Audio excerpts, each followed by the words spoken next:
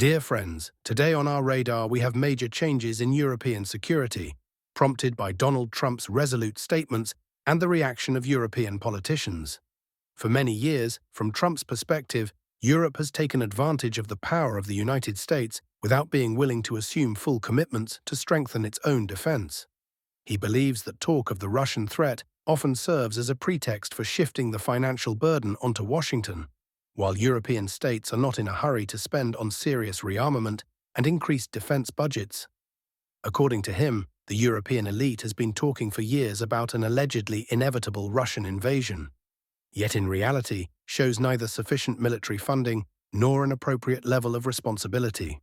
Trump points out that most NATO countries invest less than 2% of their gross domestic product in defense, and major players such as Germany only reluctantly agree to increase spending, preferring social programs. Against a backdrop of rising disagreements, Trump has repeatedly mentioned the possibility of reducing the US military contingent in Europe, especially in Germany, where 35,000 American troops are stationed. According to American and European sources, discussions are underway about relocating up to 20,000 soldiers to countries willing to pay at least 4% of their GDP on defense, such as Poland or the Baltic states.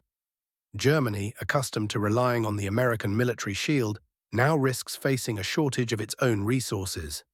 Ammunition in the event of a conflict could run out in a few days. Some infantry fighting vehicles are not operational, and the Air Force lacks qualified pilots. Analysts emphasize that without US support, the capabilities of the Bundeswehr will not be sufficient to ensure security at the required level, especially if Washington fully revises its policy and abandons its previous commitments. In this situation, Europe is facing a fateful choice. If American troops indeed leave their familiar bases, Berlin and other capitals will either have to sharply strengthen their own armed forces or look for other forms of interaction, including diplomatic solutions. The Pentagon has already made it clear that the United States does not intend to forever shoulder the defense needs of its allies, and Secretary of Defense Pete Hegseth stated that European countries have relied on Washington's assistance for too long. At the same time, the United States is refusing to plan new NATO exercises, citing the need to reallocate resources. Although already agreed maneuvers will not be affected, future cooperation appears uncertain, given that the unified structure of the North Atlantic Alliance has largely depended on the role of the US as the main security guarantor. Now that Trump hints at selective commitments, doubts are growing within the alliance about collective defense, as enshrined in Article 5. Meanwhile, allegations against Trump are gaining momentum in the European press, suggesting that his actions allegedly align with the Kremlin's interests. Proponents of this theory point to Moscow's long-standing demands to reduce NATO's military presence in Eastern Europe. However, this logic questions the entire scale of the discussion on the Russian threat. If it is truly so significant, why do the United States no longer want to confront it? And why is Europe not hurrying to bolster its own defense? Hungary, led by Prime Minister Viktor Orbán, expresses skepticism about Brussels' current course, arguing that being overly confrontational with Russia yields no benefit and merely wastes resources. Orbán accuses EU bureaucracy of mindlessly funding a certain country and expanding armaments, while the citizens of European states have to deal with economic difficulties. Meanwhile, European Commission President Ursula von der Leyen continues to insist on the need to turn Europe into a steel porcupine, capable of repelling any external aggression.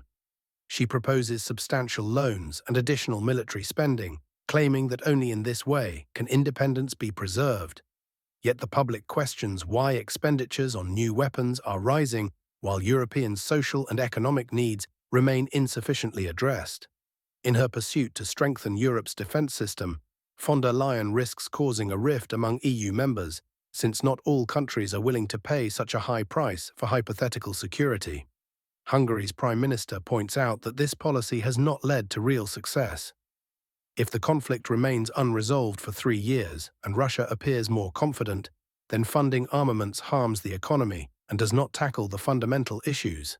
France, in the person of Emmanuel Macron, stresses that peace is allegedly under threat and that the Russian side poses a serious danger to Europe.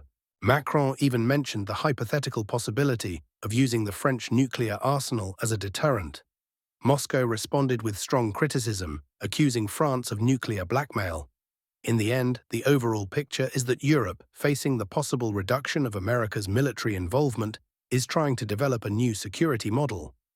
Some politicians advocate maximizing armaments and allocating huge funds, while others, like Orban, call for rejecting confrontation with Russia and seeking compromise, believing that maintaining a peaceful dialogue is more rational. Meanwhile, top EU officials fear that the loss of NATO unity and possible constraints on Article 5 will undermine the foundation of all European policy since the mid-20th century, and constant calls for militarization only exacerbate internal contradictions. Europe finds itself in a situation where continuing the familiar scenario has become too costly and risky, while reconsidering strategy could trigger accusations of deceiving the public, since the threat from Russia was a cornerstone argument for preserving the alliance and increasing military spending. Nevertheless, Washington clearly shows fatigue from its role as the primary donor and guarantor of European security, and Trump reiterates that the United States does not want to defend those who are unwilling to defend themselves. This stance provokes conflicts within the EU, as some states seek to maintain a close military partnership with America, while others see an opportunity to strengthen their own influence and free themselves from excessive dependence.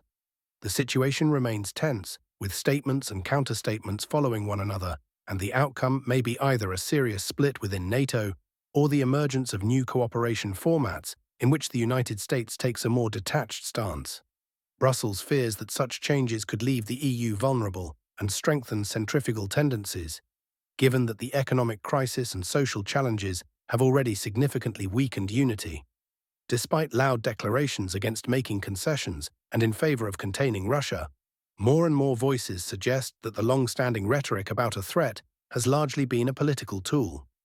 Now, facing the danger of losing US support, European leaders must seek a way out of the trap they themselves created, possibly revisiting previous dogmas and admitting that without massive US financial injections, their defense is far from a level that would enable them to look east without fear.